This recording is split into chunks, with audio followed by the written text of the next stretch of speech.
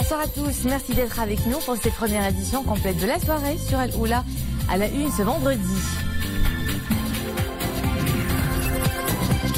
Un dîner offert par Sa Majesté le roi Mohamed VI en l'honneur du Premier ministre malien en visite de travail et d'amitié dans le royaume. C'était hier soir, un dîner présidé par Saadi El Athmani.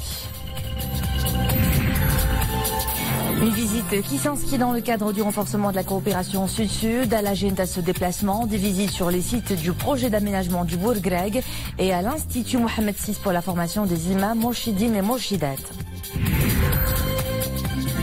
Une saison pluvieuse qui renforce les réserves d'eau dans les barrages du pays. Leur capacité de remplissage est estimée à ce jour à plus de 8 milliards de mètres cubes. Quand la nature se dévoile aux couleurs des pierres précieuses, l'univers joaillier s'enchante et c'est l'univers de la jeune bijoutière Sofana Benihia, très attachée à ces symboles de pureté, d'élégance et de glamour. Sa Majesté le roi Mohamed VI a offert hier soir à Rabat un dîner en l'honneur du Premier ministre malien Soumeilou Boubé Maïga, actuellement en visite de travail et d'amitié dans le royaume.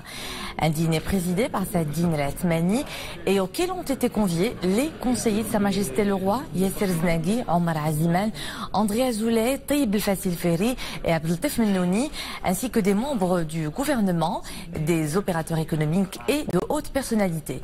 Du côté malien, les membres de la délégation officielle accompagnant le Premier ministre malien ont également assisté à ce dîner.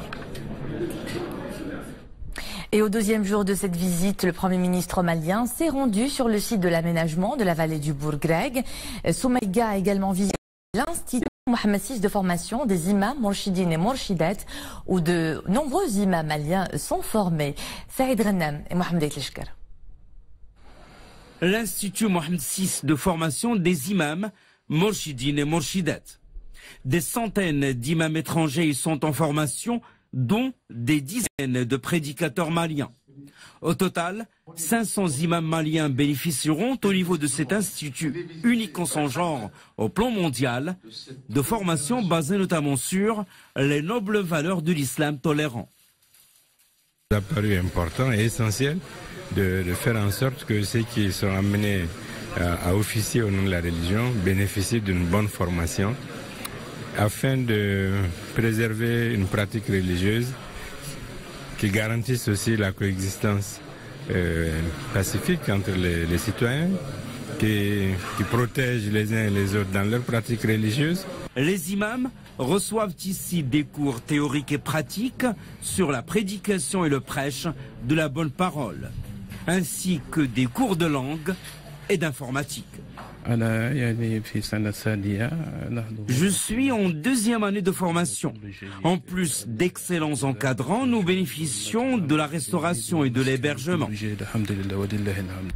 Et autres domaines prometteurs de coopération, le musée de l'archéologie, la maison du patrimoine, l'aménagement et le développement durable, y compris la dépollution des écosystèmes.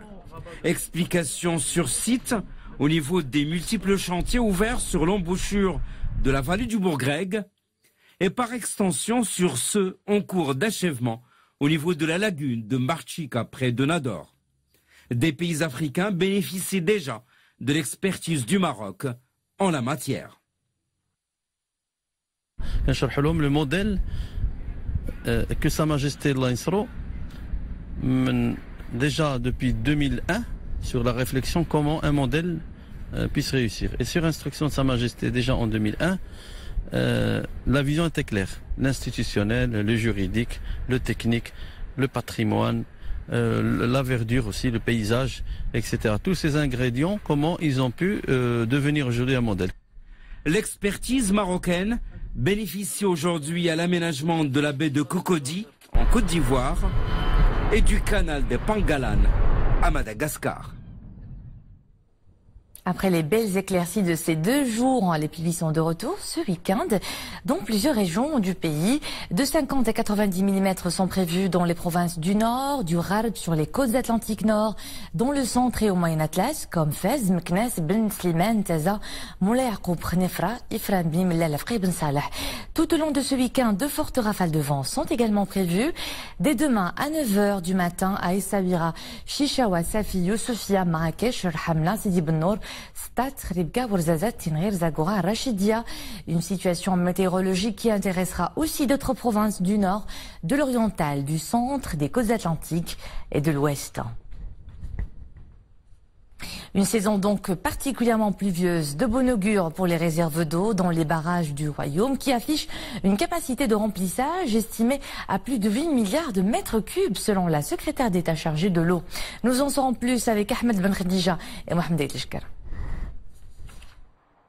De l'eau de pluie qui ruisselle et converge vers les lacs de barrage. D'importants apports hydriques estimés à l'amont de ces lacs à 2,5 milliards de mètres cubes. Des apports qui se poursuivent et se poursuivront encore dans les jours, voire les semaines à venir. Déjà, des taux de remplissage de plus de 90% sont affichés notamment à El Haouz et Souss-Massa. Le volume stocké au niveau des barrages estimé à 8,5 milliards permettra d'assurer l'approvisionnement en eau des centres et des villes qui sont approvisionnés à partir des barrages dans de bonnes conditions. Il permettra également de satisfaire les besoins en eau d'irrigation des grands périmètres qui sont dominés par les barrages. Sur ces images, le niveau des eaux au niveau du lac Sidi Mohamed Ben Abdallah, par exemple, a nettement augmenté, ce qui assurera sur quelques années l'alimentation en eau potable des villes avoisinantes.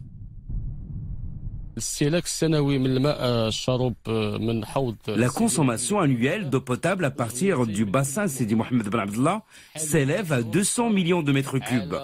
À présent, nous avons au niveau du barrage une réserve d'eau de 856 millions de mètres cubes, soit suffisamment d'eau potable pour 3 ans, voire plus. Une situation qui s'améliore de jour en jour sous l'effet des écoulements des eaux de surface et de la fonte des neiges. Les femmes à l'honneur à New York. Hier, l'ambassadeur du Maroc aux États-Unis, Laila Joumal Al-Alawi, a remis à Eve Branson le prix de l'Association des femmes des Nations Unies pour la paix 2018 lors d'une cérémonie marquée par la présence de personnalités de renommée internationale et de représentants des mondes des arts, du cinéma et de la finance. Dans une allocution, Laila Joumal Al-Alawi a relevé que la récipiendaire du prix, une artiste reconnue auteure humanitaire, s'est toujours démarquée par son dévouement, sa générosité de cœur et sa passion dans toutes les actions qu'elle entreprend. Le forum Crans-Montana, c'est dans une semaine. Plus de 500 participants d'une centaine de pays sont attendus à ce rassemblement qui prend place à Dakhla pour la 4e année consécutive. Cette grand-messe est dédiée cette année à l'Afrique et la coopération sud-sud. C'est the place to be pour le Gotha des décideurs politiques et économiques, des figures de société civile et d'autres influenceurs. Le monde se donne ainsi rendez-vous dans la Perle du Sud pour débattre, réfléchir, échanger à l'avenir d'un continent en pleine croissance.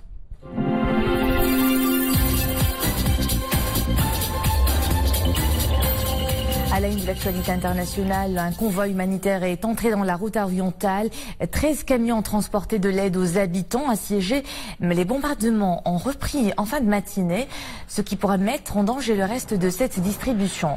Les livraisons prévues n'incluent pas de matériel médical, mais la porte-parole du CICR a fait état d'indications positives quant à la possibilité qu'un convoi plus important comprenant du matériel médical en début de semaine. Loin de la région, un kamikaze s'est fait exploser dans un quartier chiite de Kaboul, tuant au moins 7 personnes et 12 blessés. L'attentat n'a pas encore été revendiqué, alors que les talibans sont soumis à une pression croissante pour entamer des négociations de paix suite à une offre du gouvernement afghan. Le président américain Donald Trump tient ses promesses. Il a confirmé l'entrée en vigueur d'ici fin mars de tarifs douaniers sur l'acier et sur l'aluminium, ouvrant la porte à des exemptions sous réserve de négociations. Il a signé 2 proclamations imposant des droits de douane de 25% sur les importations d'acier et de 10% sur celles d'aluminium. Si l'Union européenne espère en profiter, eh bien la Chine a fait part de sa ferme opposition. Cette nouvelle taxation devrait initialement toucher tous les pays exportateurs d'acier et d'aluminium vers les États-Unis, mais Donald Trump a souligné tout de même la possibilité de rester flexible.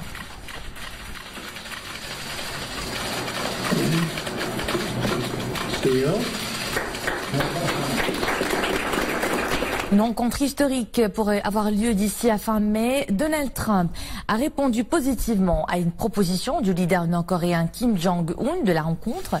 L'annonce est aussi inattendue que spectaculaire. Le lieu et la date n'ont pas encore été précisés. Cette annonce intervient à l'issue de la remarquable détente qui s'est amorcée sur la péninsule depuis le début de l'année à la faveur des Jeux olympiques d'hiver de Pyeongchang en Corée du Sud.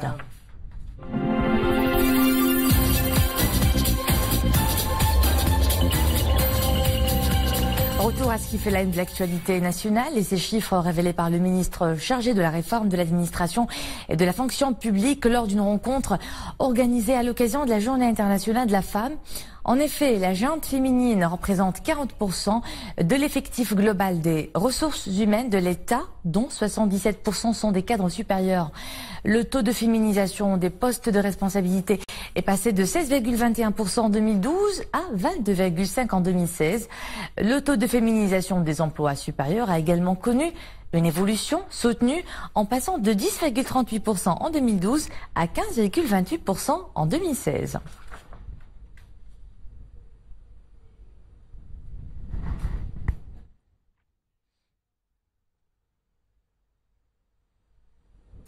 Le 8 mars, c'est donc une belle découverte de talents et de compétences 100% féminines. Nous mettons le cap à Fès maintenant, où notre équipe a rencontré une joaillière de qualité, Sofana Ben Yahya, qui a jeté son dévolu sur les pierres précieuses. Un travail de pure création dans un univers coloré, magique et intense en beauté et en émotion. Bref, que du glamour. Vous le verrez dans ce sujet de Nessel El Hamdawi.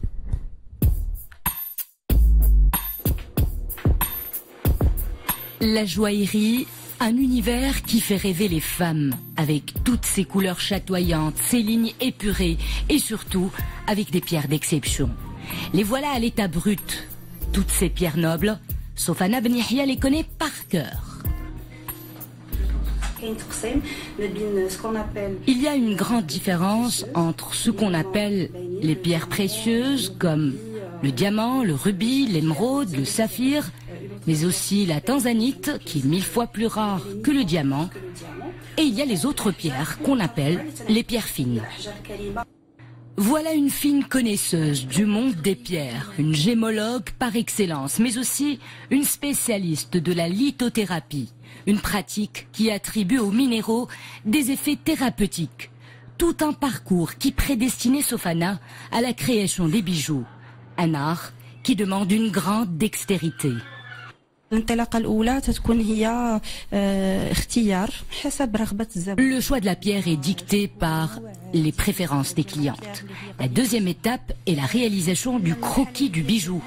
Et par la suite, nous nous lançons dans la conception de l'idée selon le métal choisi. Impossible de ne pas succomber au charme de ces joyaux quand on a cette sensibilité des grands artistes. Non mais c'est vraiment c'est beau.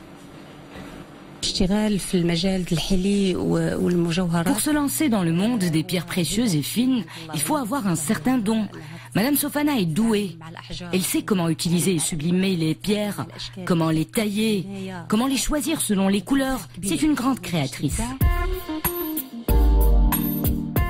Tous ces bijoux réalisés avec le plus grand soin n'attendent qu'à être portés pour magnifier les femmes et leur donner ces touches de distinction.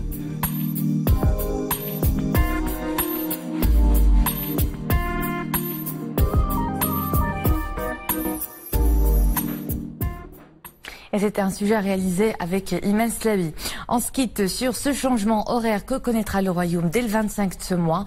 On passera à nouveau au GMT+1. Ça sera le dernier dimanche de mars à partir de 2h du matin, où 60 minutes seront ajoutées à l'heure légale.